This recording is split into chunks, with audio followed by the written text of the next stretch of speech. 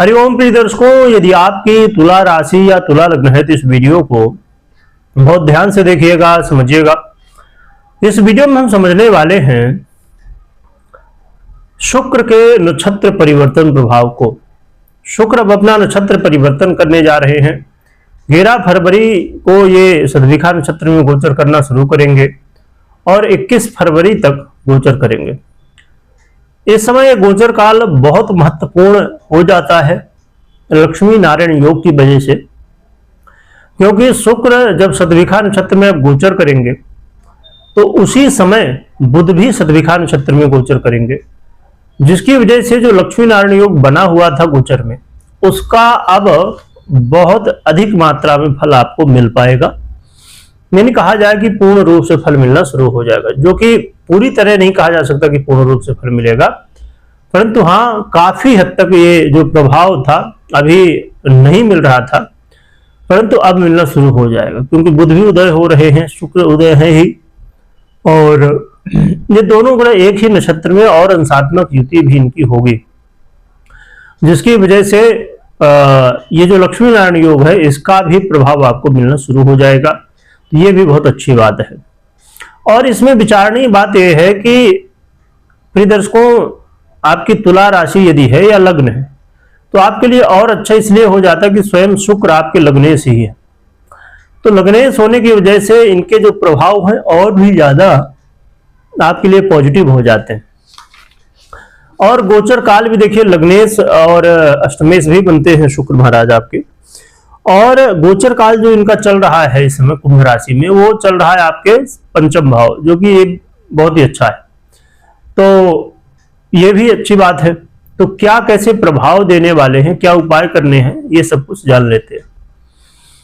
बात की जाए कि क्या प्रभाव मिलेगा, तो शुक्र का सद्विखा नक्षत्र में गोचर करना, क्योंकि देखिए नक्षत्र एक ऐसा नक्षत्र है जो कि अचानक चीजों को, जो आपकी समस्याएं हैं उनको अचानक चेंज कर देता है, और उन चेंज करने का मतलब ये कि उसका सलूशन आपको तुरंत मिलना शुरू हो जाता है, और जब सलूशन मिलता है तो आप आगे फिर बढ़ पाते हैं।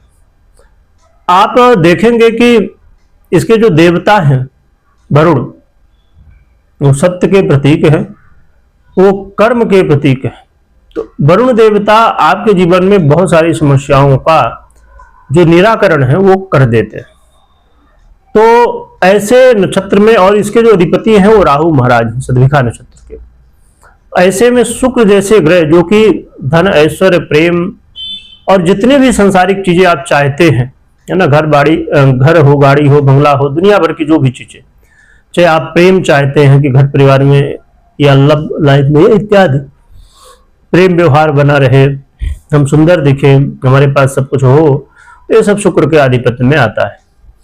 तो इसलिए शुक्र जैसे ग्रह जब यहाँ पर आते हैं तो हमारी जो समस्याएं हैं वो ज्यादातर संसार से ही जुड़ी हुई होती हैं, और ये शुक्र महाराज संसारिक चीजों को ही देने वाले हैं, इसलिए समस्याओं का समाधान होने की संभावनाएं बहुत तेजी से देखने को मिलती है। क्या क्या समस्याएं दूर हो सकती हैं ये जान लेते हैं। शुक्र का ये गोचर काल आपके लव लाइफ के लिए बहुत अच्छा है। लव लाइफ में यदि आप समस्याओं को देख रहे थे तब उन समस्याओं का समाधान अचानक आपको मिलना शुरू हो जाएगा। आप ये भी देखेंगे कि कुछ लोग लव लाइफ में अब अचानक आ जाएंगे, कोई विचार नहीं था, कोई ऐसी प्लानिंग नहीं थी, पर फिर भी मन में अचानक प्रेम की भावनाएं जागृत होंगी। पर जिनका पहले से लव लाइफ थी तो एक बार माना जाए कि ठीक है, पर जो जिनके मन में अभी नए नए विचार हैं ये सबके, तो उन्हें थोड़ा सतर्क रहना चाहिए, क्योंकि नए विचार यदि आपके मन में आ रहे हैं तो ये राहु का नक्षत्र है और राहु स्वयं यहाँ गोचर कर रहे हैं, जिसकी वजह से लव लाइफ में आप आगे तो बढ़ जाएंगे, परंतु गलत लव पार्टनर के साथ आगे बढ़ सकते हैं, ऐसी संभावनाएं यहाँ बन सकते हैं। इसलिए आपको जरा अभी धैर्य ही रखना ज्यादा ठीक होगा, बाकी चॉइस आपकी है। ये गोचर काल आपको धन लाभ भी कराएगा, अचानक धन लाभ भी होने शुरू हो जाएंगे। ऑनलाइन अर्निंग से संबंधित यदि आपका काम है तो यहाँ आपको प्रॉफिट हो सकता है, या ऑनलाइन आप अर्निंग करना चाहते हैं तो इसके मौके मिल सकते हैं आपको।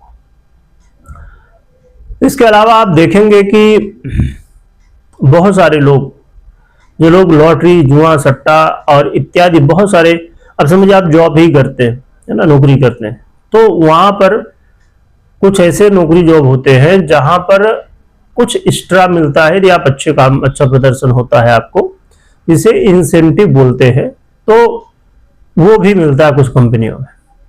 तो यदि ऐसा है तो आपके लिए इसमें मौका मिल सकता है। और इसके अलावा ये गोचर काल आपके अंदर जो एक द्वंद्व चल रहा था, कंफ्यूजन चल रहा था, उसका सलूशन क्या है वो भी मालूम पड़ेगा। द्वंद्व का मतलब अब यही हो सकता है कि आपकी कोई न कोई प्रॉब्लम है, उसको लेके चिंतित रहते होंगे, तो उस समस्या का समाधान क्या हो सकता है, ये चीजें इस नक्षत्र में शुक्र जब गोचर करेंगे तो कर सकते हैं। तो बहुत ही अच्छा है शुक्र का ये गोचर काल शतभिखा नक्षत्र में। यहां पर एक चीज का थोड़ा ध्यान रखिए कि स्वास्थ्य में थोड़ा सतर्क रहिए, योग प्राणायाम करते रहिए, ध्यान रखिए।